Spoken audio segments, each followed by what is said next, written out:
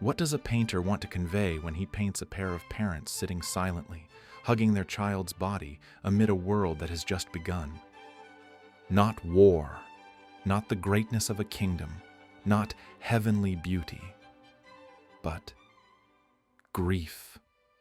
The first cry of man for the first death that occurred on earth.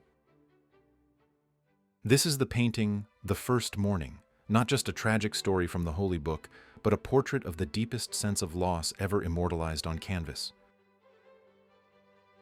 The First Mourning, or in French, Premier Deuil, is a large and emotional painting by William-Adolphe Bouguereau, completed in 1888. Bouguereau is not a foreign name in the world of 19th century art. He is widely known as a French academic painter who mastered the technique of classical realism extraordinarily. His paintings usually feature ideal female figures, Greek mythology, and soft religiosity with a touch of high sentimentality. In his works, the human body looks so alive, so real, as if inseparable from the visual poetry he composed with oil paint. But in this painting, Bouguereau does something very different, even very personal. He leaves the world of celestial aesthetics behind and brings us down to an earth that is just beginning to feel the first crack in harmony: death. The painting was painted in 1888, at a time when Bouguereau had reached the peak of his career as one of France's most respected academic painters. But instead of depicting feminine beauty or captivating mythological narratives, this time he chooses something much quieter, deeper, and more painful: the first human moment of loss, the death of one's child. Why did Bouguereau choose this moment? Many art historians believe that this is a deeply personal work. During this period, Bouguereau was grieving the loss of his beloved son. So the depiction of Adam and Eve mourning the death of Abel is not just a religious interpretation, but also a reflection of the pain in his own heart. He conveys that grief through the shapes of his body parts, the gestures of his hands, and the silent, pained expression. This painting is not small. It is large, about 203 centimeters high and 252 centimeters wide. The work is painted in oil on canvas, Bouguereau's primary medium. Its large size makes it not just a picture to behold, but an enveloping visual experience. The viewer feels as if he or she is standing before the tragedy itself, witnessing the first mourning in human history. Let us go deeper, penetrate the surface of the canvas, and try to hear the whispers embedded in the details of this painting. Because The First Mourning is not a work that can be enjoyed with just one glance.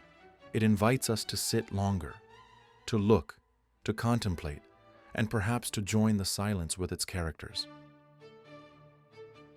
In the center of the composition, we see two monumental figures, Adam and Eve, in an unspoken embrace of grief.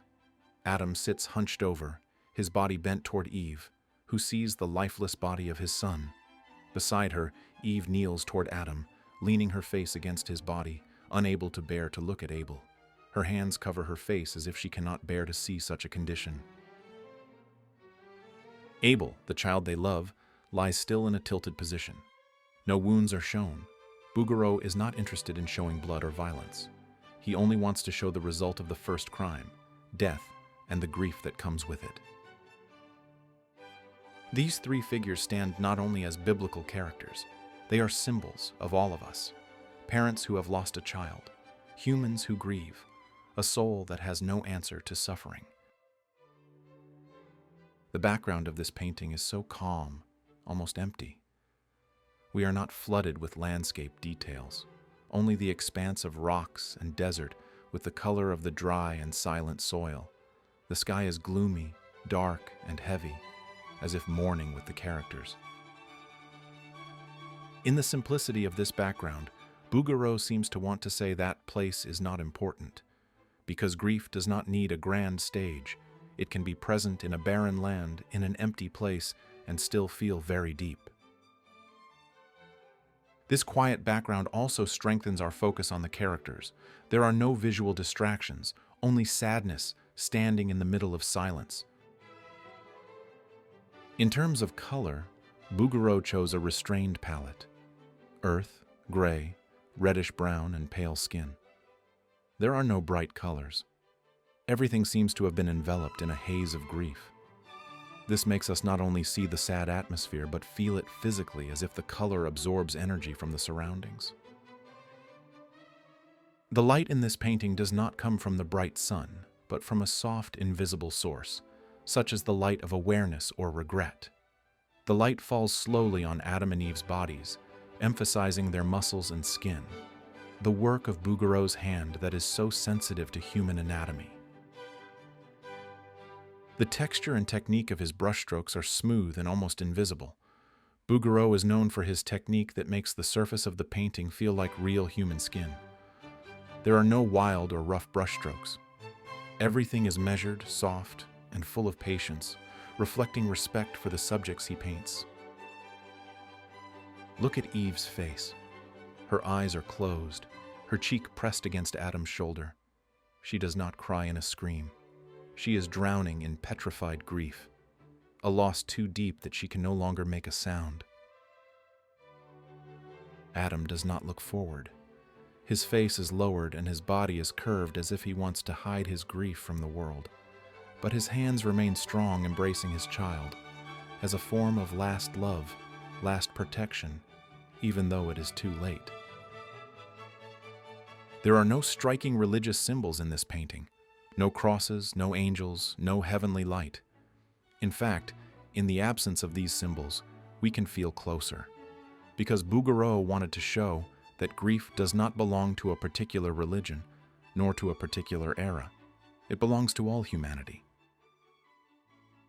Some interpreters even see the First Mourning as a metaphor for all humanity, which, since its inception, has embraced grief as part of its life journey.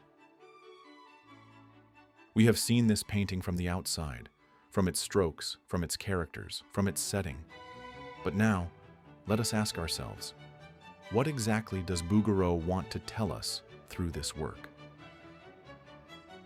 In the First Mourning, Bouguereau does not try to teach, nor to judge. He does not want to be a prophet, nor a philosopher. He simply wants to depict a very human feeling: the first sorrow, the irreplaceable loss, and the incurable silence. By presenting Adam and Eve at the moment of losing their first child, not at the moment of being expelled from Eden, not at the moment of picking the forbidden fruit, Bouguereau seems to be saying, this is the point at which humans truly know suffering. That is his greatest message, that grief is part of the deepest human heritage. All of us in this life will experience it. And when it comes, we are not alone. We are connected to the long trail of humanity, from Eve to Adam to us today. The symbolism in this work does not shout, but it is present, in silence and shadow, in a trembling embrace. From a religious perspective, of course, this is the story of Genesis, Adam, Eve, and Abel. But Bouguereau does not focus on the story of the divine. He does not paint an open sky, no divine light descending, no angels or signs of judgment. Instead, he brings the story down to earth, to the place where human loss is most real. From an emotional perspective, the greatest symbol is Abel's lifeless body, held by two old men who no longer have words. There are no grand gestures, no theatrical drama, but it is in the silence that we feel everything: guilt, delay, despair, and love that cannot be saved. And if we want to read political or social symbolism, perhaps it can be found in the context of its time. The world in 1888 was changing rapidly. Science was challenging religion. Society was torn between modernity and tradition. In such circumstances, the First Mourning feels like a quiet foothold, where humans can return to what is most basic, our relationship with each other, not ideology, but empathy. I feel that the First Mourning is not just a painting. It is a silent prayer that is not expressed in words. There is something very honest about the way Bouguereau paints grief. Not only because he has experienced it himself, the loss of a child, the loss of hope, but because he knows that suffering does not need to be explained in a complicated way. It just needs to be seen, accepted, and respected. And perhaps that is the power of this painting. It does not offer solutions. It does not tell us to forget, or forgive, or move on.